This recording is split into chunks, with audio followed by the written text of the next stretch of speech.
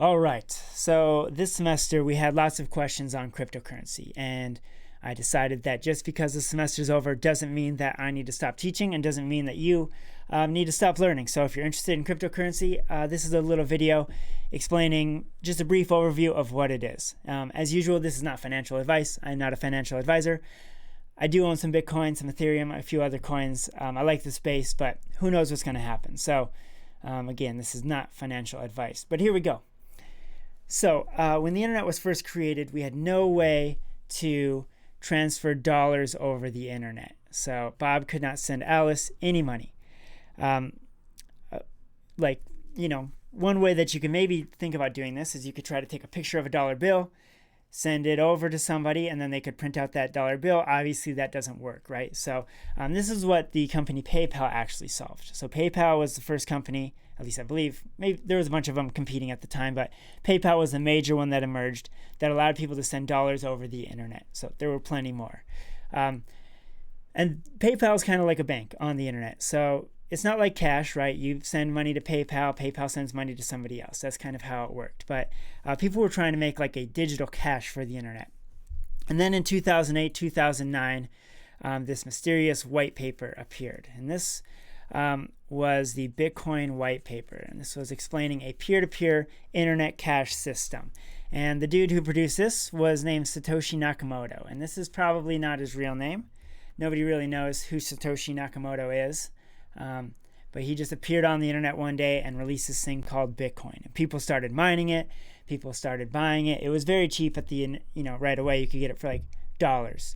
It was a really interesting idea. The idea was that since you can't send cash over the internet because you needed a bank to be able to do this, they made a currency called Bitcoin. And Bitcoin can be transferred from person to person on the internet. I can just send you Bitcoin if I wanted to. You could send me Bitcoin. And this utilized a technology called blockchain technology. So the way this works is there are thousands of computers across the world mining for Bitcoin. So they're just running using computer power to mine these transaction blocks. So let's say I sent you some money, right?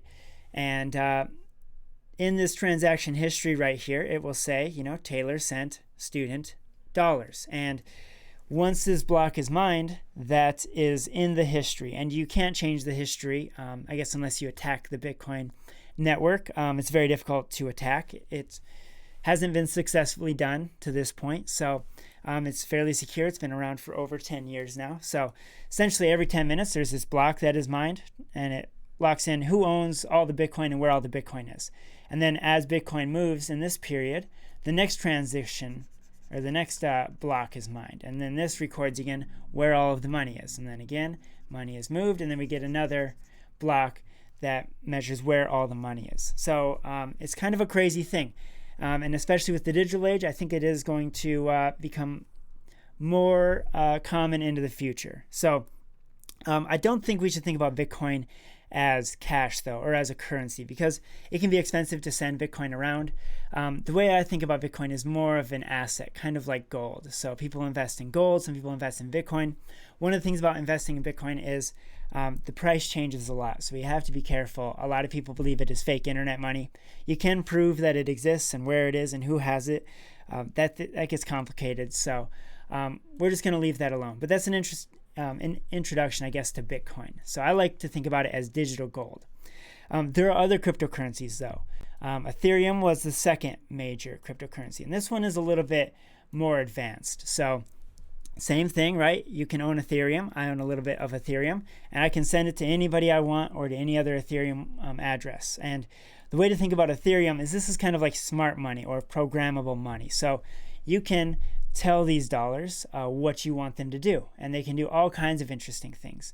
If you have been paying attention to the space, something that is really going crazy right now is called NFTs. These are called non-fungible tokens.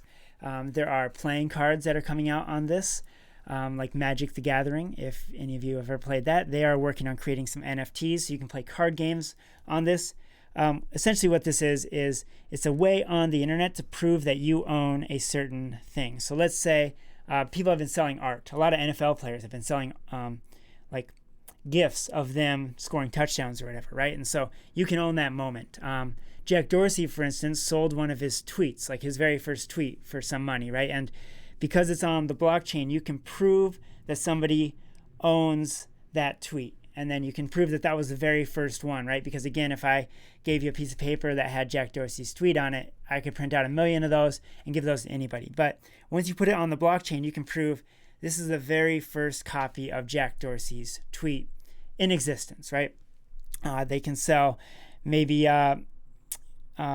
tickets to different events to these things.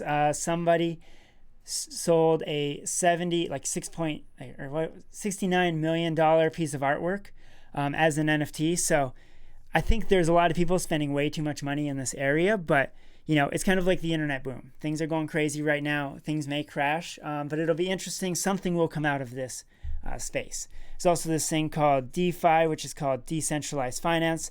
We have different protocols where you can, it's kind of like a bank in the internet. And that's how you can think about Bitcoin as like a bank in the internet for gold. Ethereum is like a bank in the internet for new financial things. So if you're interested in DeFi, you can look that up or ask me a question. I can make more of these videos. We have oracles, which pull data from different places and they can move it around. I don't need to get too much into this. It's a very complex space, but it is growing very quickly. And I think it is going to be a very interesting future. So if you are interested in investing in this asset class, number one, you need to be careful. So right over here, what I have is there's a bunch of different cryptocurrencies. There are thousands of them. Like, I don't even know how many. I mean, you could go and you could create Bobcoin tomorrow, right? That doesn't mean it's worth value. So when people are buying these things, people say, oh, well, Bitcoin is nothing. It has no value. Partially true, right? But a piece of paper doesn't have value either unless you trust it, right? And so, you got to be careful. Lots of people have been buying Dogecoin recently, right here. I'm not a huge fan of this. You need to be careful. If you're putting all your money into these things, they go up and down.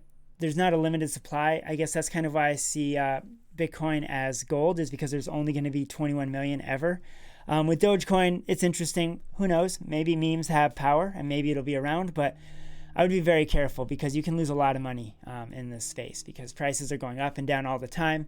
Bitcoin in 2017 went from $900 to $20,000 and then back to $3,000, right? So you can lose a lot of money here. So number one, be careful. Again, this is not financial advice, but just be aware that you can lose all of your money or a lot of it. If you lose your password as well, that can be problematic. There are some companies that'll help you out with that, so I'll show you those in a second. Some good rules is don't invest more than you can lose. I know plenty of people, they put a lot of money in. Bitcoin ran up to $20,000 in 2017. I know some people who bought, $20,000 Bitcoin right then, and then the price crashed down to $3,000. And so they lost $17,000. So as usual with all investing, what you want to be doing is you want to be putting in a tiny amount of money every single month. Like maybe you talk to have a little conversation with yourself and you say, well, maybe I can lose $20 and you're interested in Bitcoin. Well, maybe you just buy $20 worth of Bitcoin this month, right? And then you just kind of get started, because if the price drops a lot and now your $20 is only worth $10, well, you only lost $10. But who knows, maybe the price doubles. And now, not that, now maybe you have $40. You get the idea. And then maybe every month you put in $20 or whatever the number is, something like that. So, again, I'm not telling you what to do. You got to make your own decisions. Be careful with your money, But I will say every single month I'm putting a little bit of my money into Bitcoin. So if you're interested, there are different places to buy. I will leave some links below. If you're interested, you can get, like with Coinbase, you can get like a free $10. So Coinbase is nice because, and Celsius, I would say, because with these, you actually own your own Bitcoin. So you can take your money from Coinbase, you can send it to a wallet. You need to learn how to protect your password and different things like that if you are doing that, but that will be it's like a digital wallet that you're holding cash in.